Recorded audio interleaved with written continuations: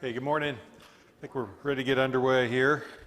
Appreciate everybody being here this morning. Looking at, we're actually in lesson 7. I didn't update that slide well. I'm a little nervous I didn't update anything well. So hopefully as we get into this, we won't be on last week's lesson. But we're in lesson 7. So we're finishing the Sermon on the Mount this morning and then heading in a different direction as we transition into Luke 7. So let's look back at what we covered last week. We looked at the Sermon on the Mount in detail.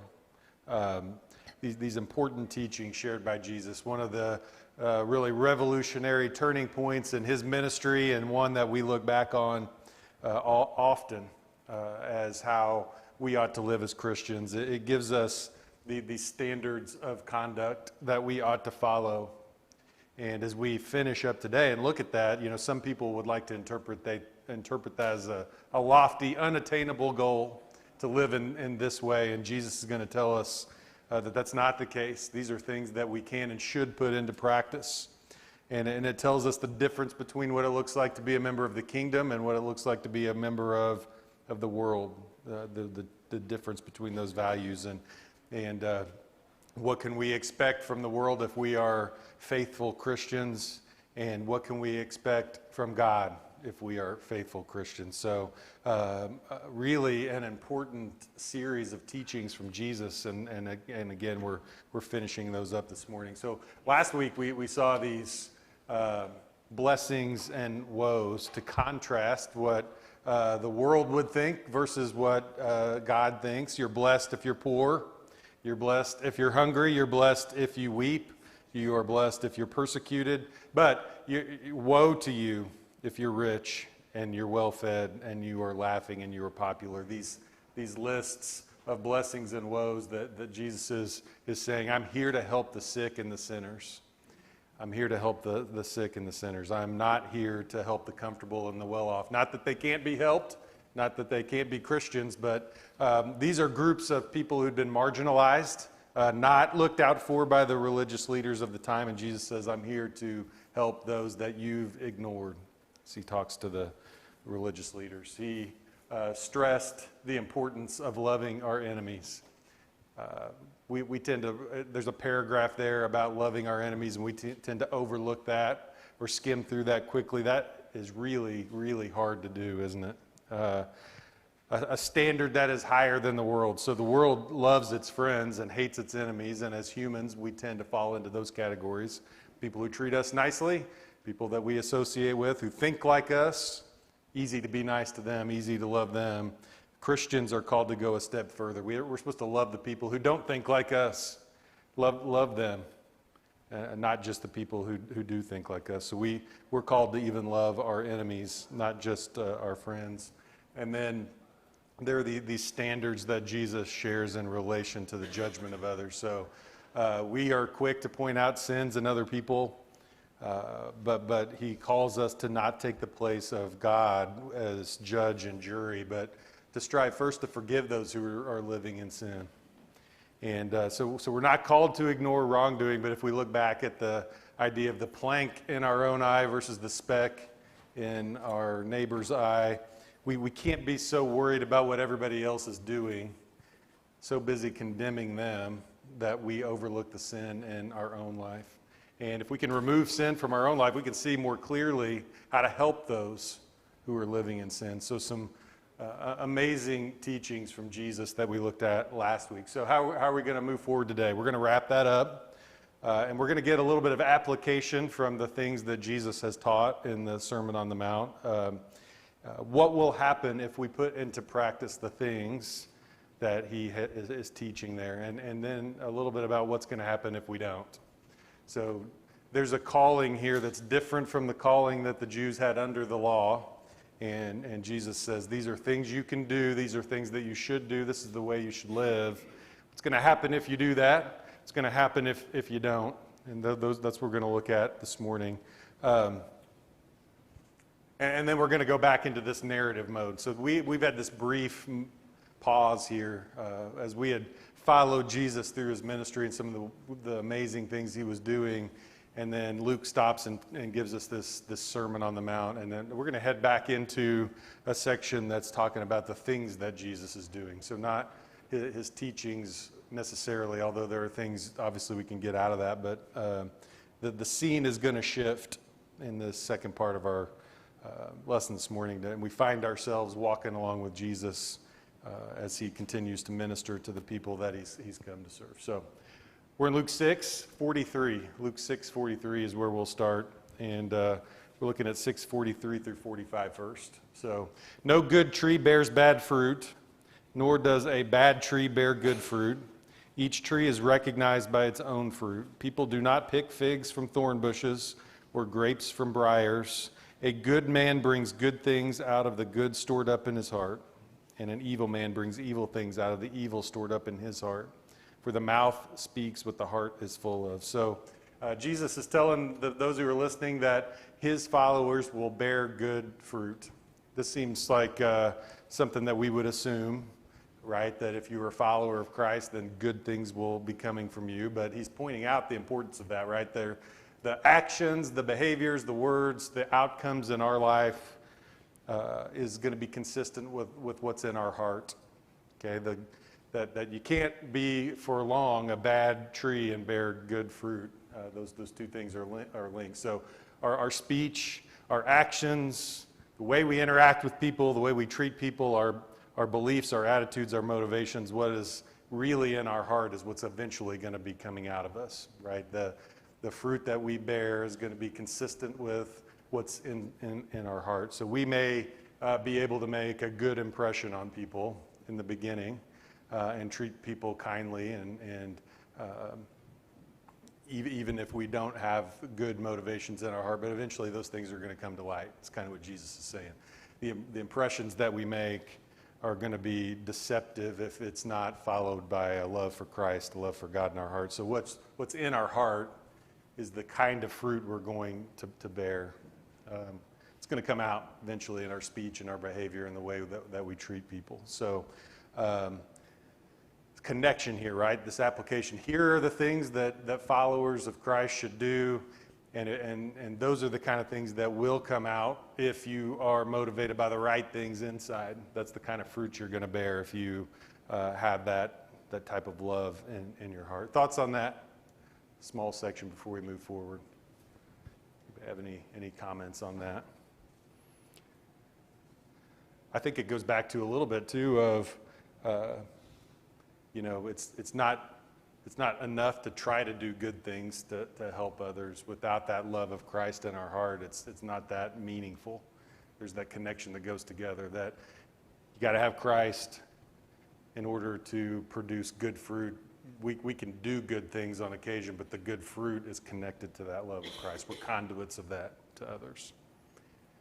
Okay, thoughts on that? 46 through 49. 46 through 49. Why do you call me Lord, Lord, and do not do what I say? As for everyone who comes to me and hears my words and puts them into practice, I will show you what they are like. They are like a man building a house who dug down deep and laid the foundation on rock. And when a flood came, the torrent struck that house but could not shake it because it was well built. But the one who hears my words and does not put them into practice is like a man who built a house on the ground without a foundation.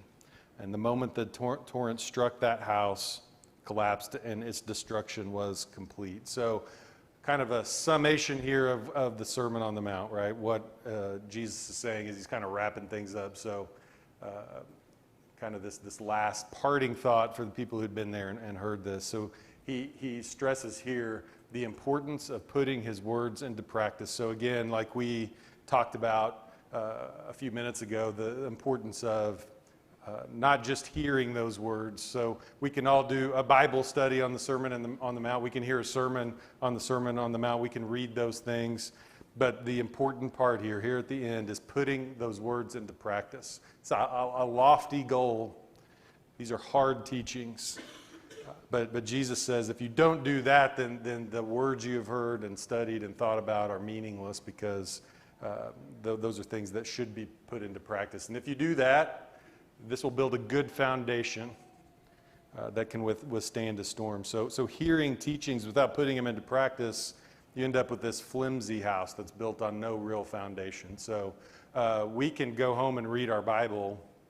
We can know everything there is to know about what Jesus had to say. If we're not putting him into practice, then we're not building the foundation. So it's not enough. Here we are this morning, and we're going to hear the word. We're going to worship together.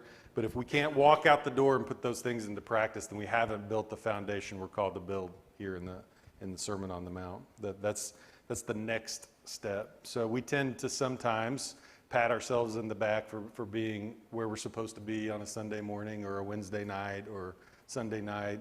I'm doing the things I'm supposed to do. But we walk into our place of business or to school or wherever the next day, and we don't act in a way that is in accordance with what we had just heard on that Sunday morning or Sunday night or Wednesday night. And hearing the word and not putting it into practice, Jesus says it's not good enough. It's not good enough. You gotta build the foundation by putting into practice the things that he had to say. So if you're going to confess him as Lord, then that ought to lead to obedience. Scott? Sir?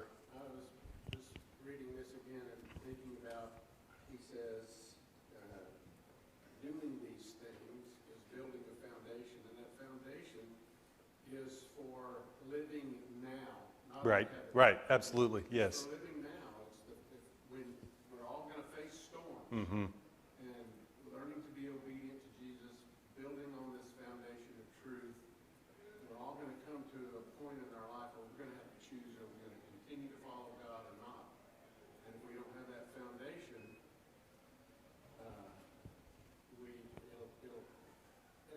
it'll crumble. It'll crumble, If you yeah. have the foundation Mhm. of God, you'll continue to go on, and he promises to be with you and stand firm. So this is for kingdom living now. Yes. Not kingdom living in the future in heaven. It's how we survive this imperfect world. Absolutely, and to extend on that a little bit, David, this is what God wants the world to look like, and we can help with that. We can be peacemakers. These are the things that God is saying. I wish the world looked like this, and it can look a little bit more like that if these are the things you'll do right now, in your life right now. As the church, we reflect the reign of God to the world. Absolutely, We are yeah. an outpost of the kingdom of God in this world. And this Sermon on the Mount, these values is what we display to the world. This is the salt that comes out of our shaker and causes people to say, oh, there's a different choice. Yeah, yeah. The danger is when you've studied, heard the word, but you don't act differently, or you act in a way that's inconsistent with that, then the salt that's coming out of your shaker is not enticing. It's, oh, well, I can keep doing the things I've done because look at what David's doing. He's acting just like I act. He may say he's a Christian, but he's not acting in a way that's different. Yeah. So if we make that eternal choice, like what you've said, through baptism, through faith, the next step is this obedience. We can help others. We can make earth a little bit more like what God intended it to be. So this is a direct connection that people often miss as we read these things, but it's really clear here that they confess it, but they don't follow his teachings. This is not building a strong foundation that's going to stand firm. So this idea of obedience to God, kind of like what David was saying, is building a house on a strong foundation that stands firm when the storms arrive. So when life is going well, it's hard to tell the difference sometimes between Christians and non-Christians when everything's going good. So, we all been to the beach and we see huge houses that are 3-4 stories high, built on sand. I'm assuming they're digging as far down as they can to find a strong foundation. But they look the same when the weather is great and the sun is out and there's no wind and there's no waves. They look the same as the houses that we may have around here. But when a crisis arrives, the foundations are tested, right? So when the hurricane blows through and those houses that are not built on strong foundations, you can't even tell they were ever there. Similar to our lives, if we don't have that foundation, then when the storms come, because they're going to, and we've all been through them, and some of us are going through them right now, where is our foundation when they're tested? Okay, so those people who have confessed Christ but don't practice obedience, the foundation's not the same, and it's really a struggle when the crisis arrives, when the winds come and the rains come and the torrents come.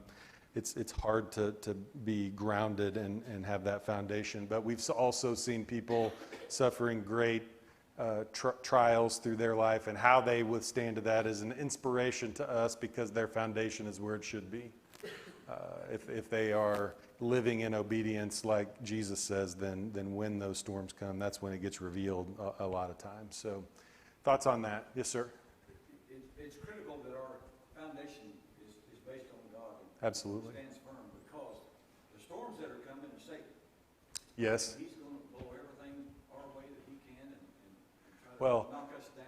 Gene, I think what you say is right. The storm itself may not be Satan, but how he tempts us to respond in those storms is Satan sees opportunities in that, doesn't he? Yeah. Discouragement and lack of faith and questioning God. When we go through difficult times, there's a temptation to do that. And Satan finds us at our weakest point. So our weakest point is less weak when the foundation is strong versus when it isn't. So, anybody else? Just share something that encouraged me, and hopefully it will not embarrass Dominic, who's one of our high schoolers, who he comes to church without anybody else. Right. Comes on his own. He has a lot of little girls basketball teams that he coaches, and I was talking to one of the parents the other day, and she said that he has a sixth grade girls team, and he had texted all the parents as a high school boy. Oh, yeah. Asked them, is it okay with you that I pray with your girls at the games, or would you prefer that I pray with them outside of those games? Yeah. And I just thought that was sort of inspirational to see someone so young and with so much else going on, taking the time to even approach adults. Gotcha. Say, Yeah. pray for your kids. Yeah. Yeah. Good example for us, right? Yeah. Great example. Anybody else? Thoughts on that? Turning point here in Luke's record of Jesus' ministry. So up until this point, we've seen Jesus interacting with mostly Jewish folks, really exclusively with the Jews. And here we're going to start hearing some stories of Jesus' interaction with Gentiles. And as we head into this story about the Roman centurion, there's a lot of different figures and social groups represented in this story, and how they interact together. And if we think back to what's Luke's purpose here, he's writing to the Gentiles. So Matthew's gospel primarily to the Jews, Luke's gospel primarily to the Gentiles. And these stories that start popping up would be an encouragement to people who didn't grow up in the Jewish religion, and that's where we're heading to here. Some major players as we read this story: the Jewish elders, the Roman centurion, the servant of the centurion, and these different rungs on the social ladder represented. And how Luke is saying Jesus can break through all those barriers, and encouragement not just to people then, but to us as well. Luke 7, 1 through 5. Luke 7, 1 through 5. When Jesus had finished saying all this to the people who were listening, he entered Capernaum. There's a centurion servant whom his master valued highly, was sick and about to die. The centurion heard of Jesus and sent some elders of the Jews to him, asking him to come and heal his servant. When they came to Jesus, they pleaded earnestly with him, "This man deserves to have you do this because he loves our nation and has built our synagogue." So this story and the next two stories we hear are miraculous healings. And pay attention to how Luke sort of brings all different kinds of groups in as he tells these stories. We've got this one to obviously a Gentile, and the next story is involving a widow. There's all different kinds of groups, and Luke wants us to see through that, to see how what Jesus' ministry was to do was to help everyone, Savior for all people. So centurion is an official in the Roman army, and he hears that Jesus is in town and sends messengers to him. So as we've been talking about over the last few weeks, the word about who Jesus was and what he could do was spreading. and it had crossed over from the Jews into Gentiles. And so this Roman centurion is an army officer, highly respected, high up on the list of social standing. He's in charge of 100 men. That's where the name comes from. And so it seems like this centurion is likely a God-fearer. There is an element of faith in him. He is a Gentile who seems to have followed Jewish customs, maybe worshiped the God of Israel even. But he wasn't part of the culture because there were certain things that had to be done by a Gentile to be part of the Jewish culture. But what we know also about him is that he knows about Jesus, and he knows about Jesus' ability to heal and help. And this centurion loved his servant so much that he was desperate to try to find a way to help that person. So familiar with the story of Matthew 8, Matthew tells us the centurion came to Jesus in person. Luke tells us that he sent Jewish elders to present his request. So not sure about the discrepancy there. I think you could make a case that whether you're dealing with messengers or in person, that's essentially the same thing in that culture, this personal representative, especially someone like a centurion who had a high level of social status. Maybe it was easier and less disruptive for him to send somebody on his behalf. But interesting who he sends, isn't it? He doesn't send a Roman official to go to talk to Jesus. He emphasizes this cooperation between the Roman and the Jewish elders. Luke wants us to know that.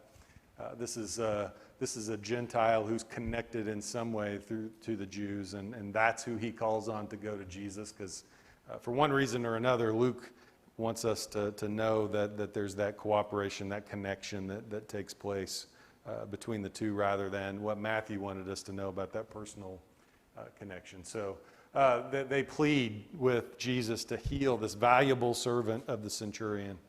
And the centurion seems to have been well respected.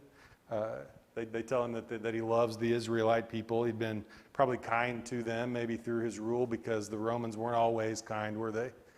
Often oppressive. So one who would treat them with kindness is one that would have their respect.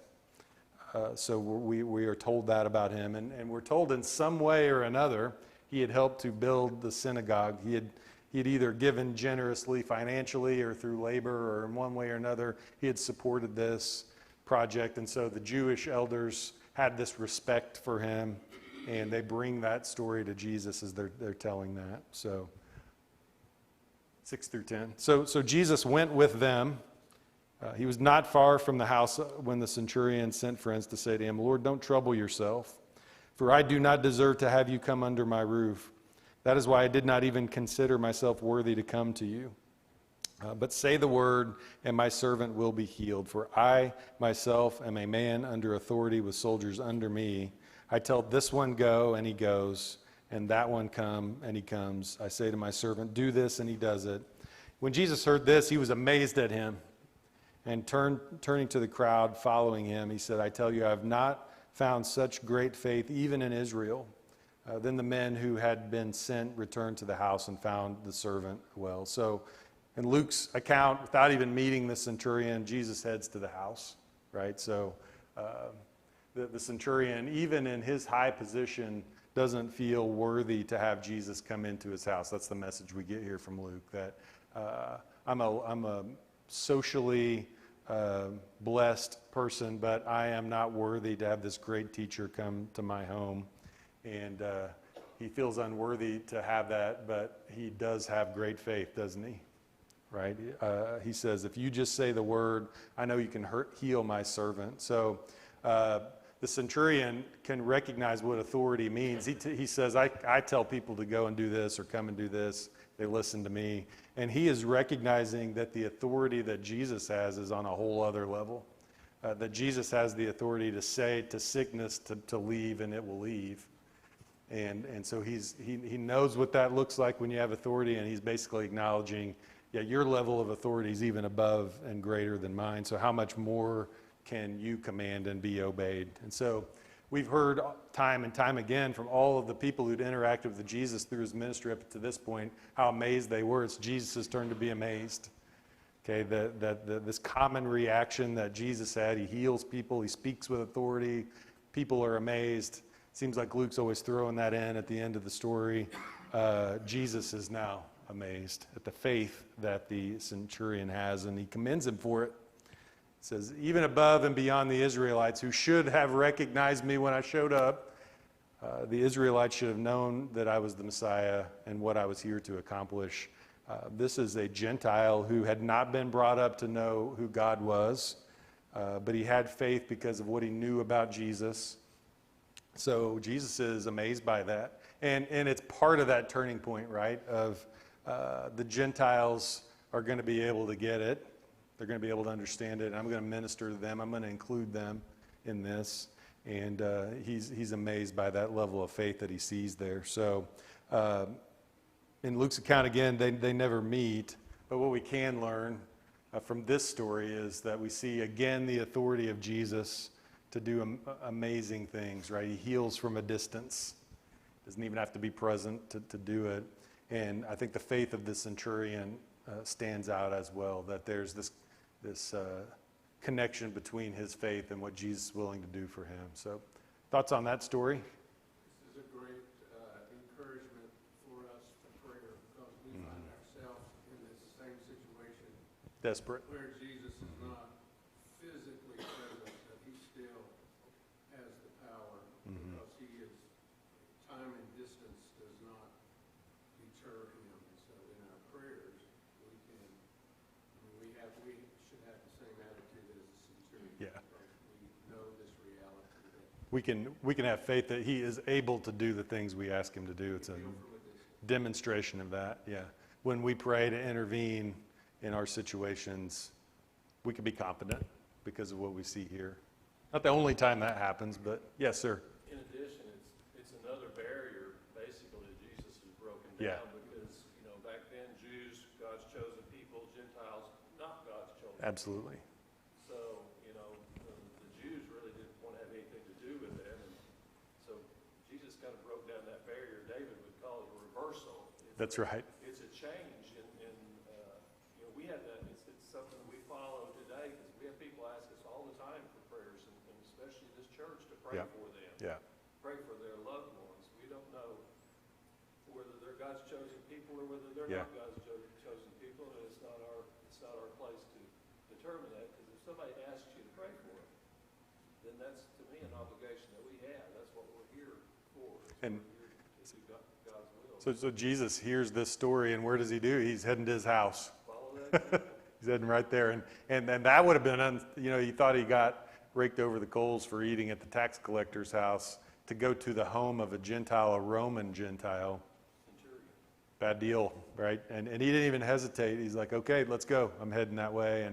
And yeah, you'll see our prayer list this morning. There's a lot of folks from our community who are not, Good people who do great work. and they're not, but they're not here. And we're going to pray for them, because we want them to do well and be healed and be restored. And it is our position to do that, to love across all kinds of boundaries. And good example from Jesus here, doing that very thing. I'm heading your way, heading to the house. Centurion doesn't want that, but it didn't cross his mind that wasn't where he should go. So, anybody else? Okay, next story is a little different from this one. There's a big aspect here that's different. So 11 through 17. Soon afterward, Jesus went into a town called Nain, and his disciples and a large crowd went along with him. As he approached the town gate, a dead person was being carried out, the only son of his mother, and she was a widow. And a large crowd from the town was with her. And when the Lord saw her, his heart went out to her, and he said, "Don't cry." Then he went up and touched the bier they were carrying him on, and the bearer stood still. And he said, "Young man, I say to you, get up." And the dead man sat up and began to talk, and Jesus gave him back to his mother. They were all filled with awe and praised God. A great prophet has appeared among us, they said, and God has come to help his people. This news about Jesus spread throughout Judea and the surrounding country. So Jesus moves on to a town called Nain, and as he's going into this town, he encounters a funeral procession, right? So in our case, it'd be people with their lights flashing. They're all driving in a line, and we recognize that as something we ought to have respect for. Pull over to the side and let that pass on its way. And Jesus sees something similar to that as he's heading in. And the deceased, who is part of this funeral procession, is the son of a woman who's already lost her husband. It's a huge tragedy in her life. Second huge tragedy in her life. So not just emotionally, as we would connect with, but financially as well. If her husband's gone, her son is probably taking care of her socially. That was the expectation, and now he's gone too. And so unless another relative is prepared to come to her aid, her future is bleak because of what she has lost in this life. And so this is exactly the kind of person that Jesus continues to tell everybody, this is who I'm here to help. These people with no hope, who have very bleak futures, I am here to help people like that. And so as was the custom, this large crowd is participating in this procession, and he sees this. And a great quote here from Luke, that Jesus' heart goes out to her, and he's moved to act as a result. So he sees her suffering, this large crowd that's participating, and he feels compassion and sympathy, and it says his heart goes out to her because of the situation that she's in. So if we think about maybe this foreshadowing is Jesus picturing, I can picture my mom going through this in a few years, losing a son. What's that going to be like for Mary?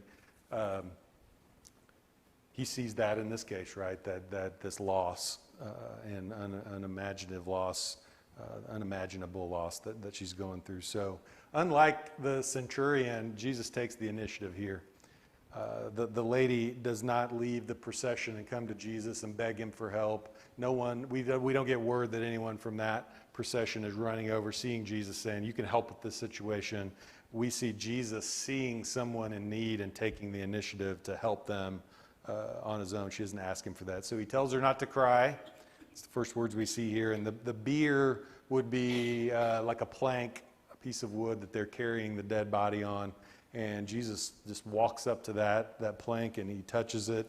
And again, as we think about reversals and a different way of handling things, being in contact with a dead body or in that situation would have made Jesus unclean.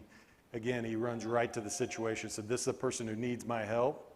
Regardless of the consequences, I'm going to run to the home of a Gentile. I'm going to run to the dead body. I'm going to interact and intervene here and take care of this situation. And so he tells the corpse to get up, and the deceased man gets up and talks. Pretty amazing. Pretty amazing. And can you imagine what it was like for everybody around to see that happen? We, take that for granted as we read that, but what would we do if we saw someone do that today? And motivated by sympathy and compassion, Jesus goes over and it says he gave him back to his mother. So we see a similar wording in 1 Kings. I think it was Elijah or Elisha that raised the dead son in 1 Kings, and it said Elijah. Okay, so similar wording there, right? Of he gave him back to his mother, and Jesus does the same thing here. And so that connection that they make is this is a great prophet. These are the things we have learned about our whole lives, what prophets of the Old Testament did, and Jesus does that right before them, right before their eyes, and they call him that, and they proclaim God has come to help his people. And as you might expect, news travels. Luke tells us that again. So a couple of differences between the two stories, and just want to know what your thoughts are. What does the story do to the notion that miracles and generally God's action are tied to our faith? So centurion had great faith, commended by Jesus. He says, you have great faith, better faith than the Israelites. This lady didn't have to do anything, and maybe she had that great faith, but Luke doesn't tell us about it. So what do you think about God's action and our faith? Anybody? Well, the dead man didn't have faith. He might have had before, but he didn't have it right then. Yeah. Centurion's servant, we don't know anything about his Yeah. faith. Yeah. The centurion had faith in God Yeah. and his power, so it's kind of like men in Luke who brought their friend to Jesus and lowered him down to the roof. don't know about the man, but we knew about his friends, and Jesus was impressed with that faith, wasn't he? Yeah, So our faith can be a blessing to others. yeah. And bring those others to Christ. Even when we're not the ones being blessed, our faith can bless others. It's a good point. We don't know about the relationship to faith, but I think this story just highlights compassion. Yeah, He yeah. was so compassionate towards her, even in her earthly sadness, which he knows has an eternal end that is wonderful. He still cares so much for her. Hmm. So I don't know about faith, but I definitely feel like this story is just about the depth of the love. Yeah. A highlight of the compassion that Jesus has for us. So as we're going through struggles, we can draw on that same compassion that Jesus shows here. Yeah. There's phrases all through Luke that, they're phrases that are, on the surface, you might just pass over, but there's really a lot of depth there and compassion in others. But one of those here that's always gotten my attention that you can pass over real quickly is after he raised the young man from the dead, he gave him back to his mother. Yeah. Yeah. That is what Jesus does, and that's what Jesus will do for us when he comes again and the kingdom is consummated and we are in eternity with him. Just picture this, all those who have gone before us, our children, if that's the case, our loved ones, our parents, picture this, Jesus gives them back to us. It's a restoration, isn't it? Yeah. And what a powerful thing to think about. We have not lost, we lost such and such today. Hmm. We didn't lose them. They're gone for a while. Remain faithful like they were. Jesus literally is going to give them back to us just like this woman. We're going to have the same experience that she had. What a comforting thought. comfort, encouragement, and compassion too, right? That there's this consistent giving them back. In this case, isolated, but we all have access to that experience, don't we? The other one is they proclaim God has visited his people. Uh-huh. And his people here in this context is the centurion as well as the Jewish people. Yeah, and Like Mark said, it's both. He's visited his people. And how do you know that God has visited his people?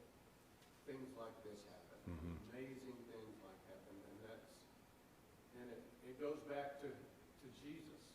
His name is what? Emmanuel, which means yeah, God is with us. Yeah, God is with us.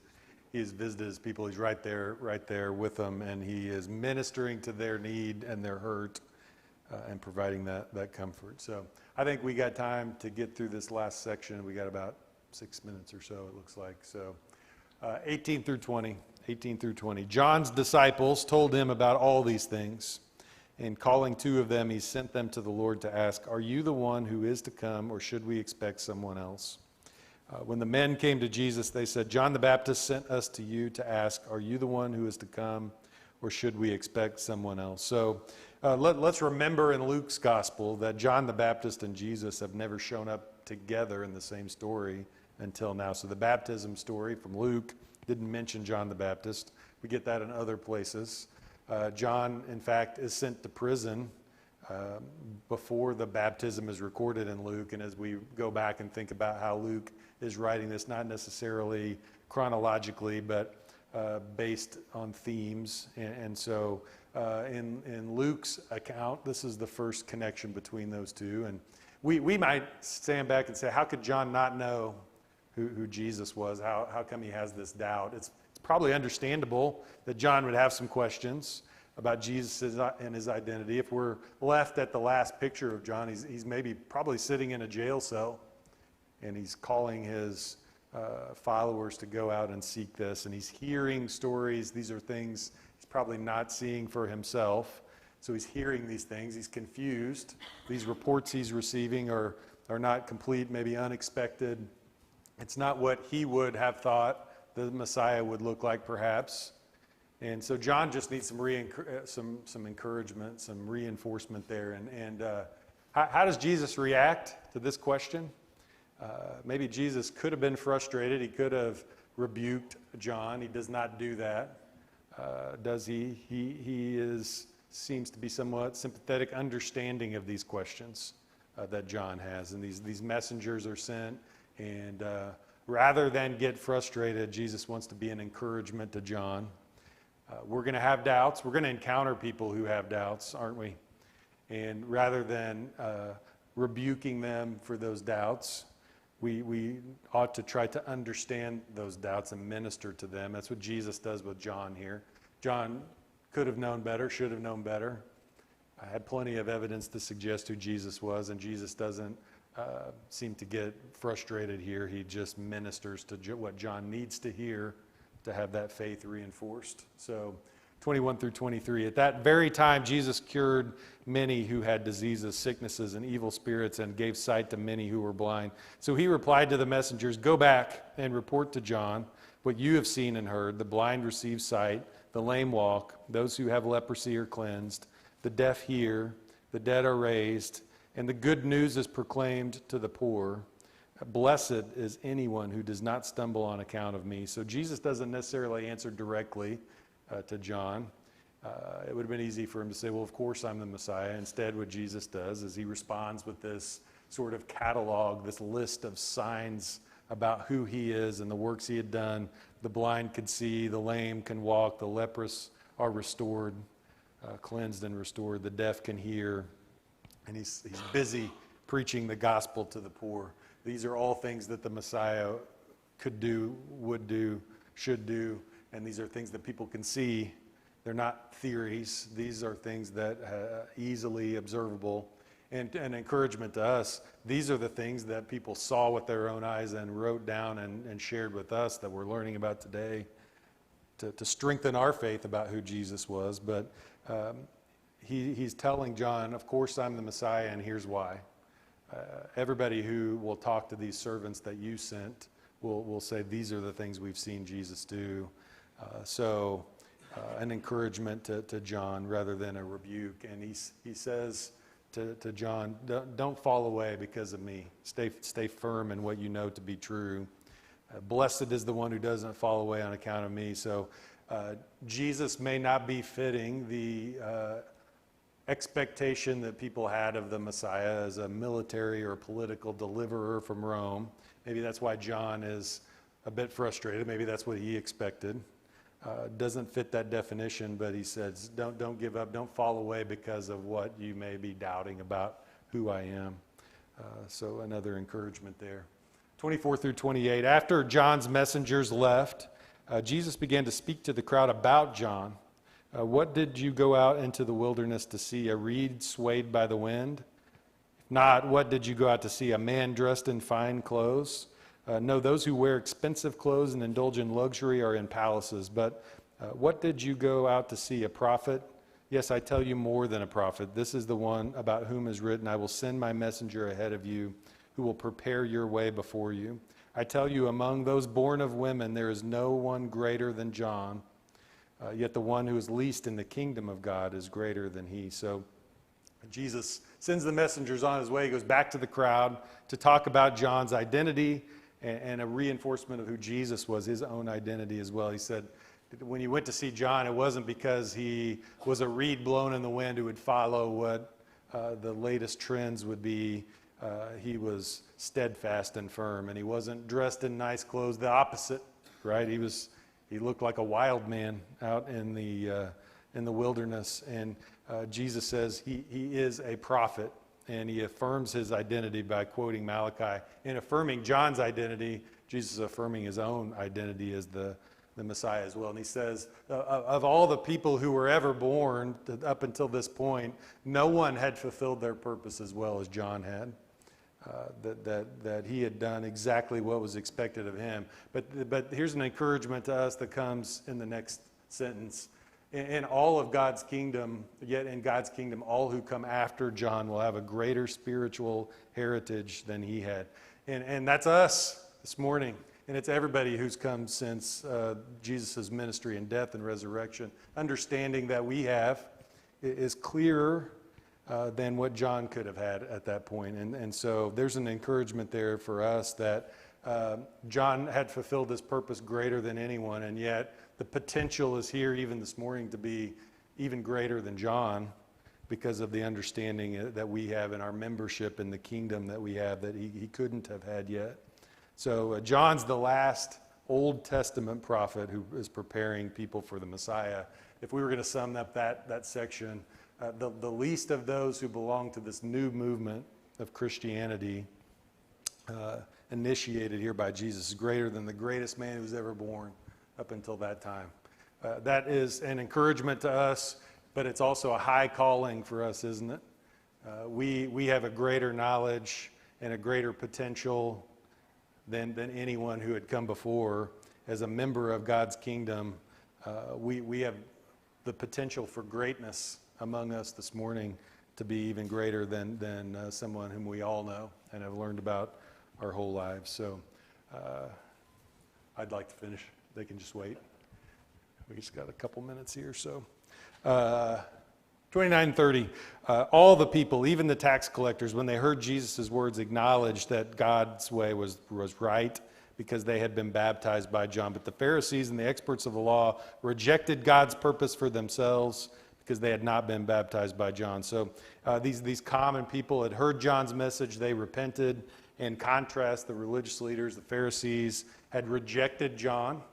And so we see this connection here between John paving the way and the people who had listened to John are listening to Jesus. The people who had rejected John are also still rejecting Jesus. And the Pharisees, too wrapped up in their own point of view to have considered what John had to say valid, and certainly what Jesus has to say as well. 31 through 35, that's it, and then we'll be done. Jesus went on to say, to what then can I compare the people of this generation? What are they like?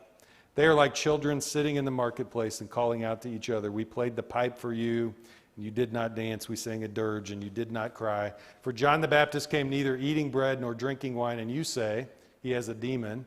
Son of Man came eating and drinking, and you say, here's a glutton and a drunkard, a friend of tax collectors and sinners. But wisdom is proved right by all her children. So Jesus accuses those who rejected John of wanting to have it both ways. He calls them like, you're like little kids. You play the pipe, but you don't dance, and you say, sing a dirge, you don't cry. So this kind of counter purposes here. And they don't know what they want, is kind of what Jesus is saying. They knew they hated John, and they knew they hated Jesus, but they didn't bother to be consistent in the fault finding they used to justify their hatred. We hate both these guys, but we hate him for this reason and him for this reason, and they're kind of at counter purposes there. So John the Baptist is this guy living in the woods. He's eating locusts. He's leading this harsh, bare bones life, and they accused him of being possessed by a demon. Jesus says, I came eating and ministering to others and socializing with them, eating and drinking and having a good time. Criticized him, saying he's a glutton and a drunkard. So no matter what, you're going to find fault with us, is what Jesus says. And they're criticizing both these methods. So what are they really upset about? These are guys that are exposing the religious leaders and the Pharisees at the time for what they really were. And there was a light being shined back on them by these people who had come in two different ways. And so they're trying to find fault and discredit them because of what they stood to lose from that. So the hypocrisy in which they had led. So they were justifying themselves at this point. And we can do that in our own lives at times too, right? It's okay if I do this because I've also done all these good things. And the Pharisees are just trying to find a way to justify the way they had led the people, and by criticizing these new prophets who had come. So if we examine our ideas, we need to do so in God's truth and in light rather than just what we believe to be true about ourselves. So there's a high calling there. So 4 years filling up. I think it's time we wrap up here. So appreciate everybody. Let's pray. We'll be dismissed. God, just so thankful that we have this opportunity to be together this morning. to worship you together with like believers. We are thankful for the standards that you have given us to live by. We would pray that we would be adequate conduits of your love and compassion to others. And just such a blessing to us to see the compassion that Jesus had on earth. May we adopt that same spirit of compassion for those who need us, who are hurting. Pray that you would give us opportunities to do that even this week. Ask your blessing upon the rest of our time together this morning. Ask these things in Jesus' name. Amen.